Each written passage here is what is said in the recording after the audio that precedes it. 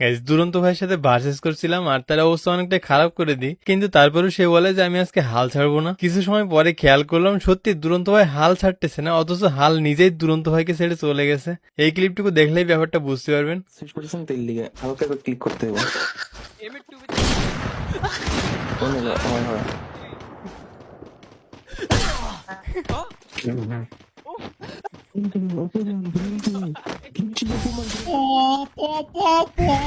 তো এরপর আরেকটা রাউন্ডে আমি এখানে চুপি চুপি গিয়ে হঠাৎ সারপ্রাইজ দিয়ে দিই।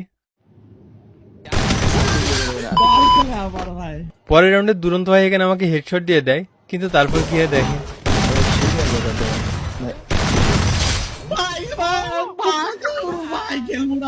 তো এরপর সে রাগ করে গেম থেকে ব্যাক করে দেয় আর আমাকে আনলিমিটেড কাস্টম খেলার জন্য বলে, আর আমি বলি যে না, আনলিমিটেড আমি খেলবো না, আনলিমিটেড পছন্দ করি না। তারপর তার কথাগুলো শুনেন। মুন্না ভাই প্লিজ একটু ভালো খেলা শিখেন ভাই। এই মানে যুগের সাথে সাথে তাল মিলিয়ে গেম প্লেও ইমপ্রুভ করা লাগবে। এই আগের ওল্ড গেম প্লে ধরে রাখলে হবে না।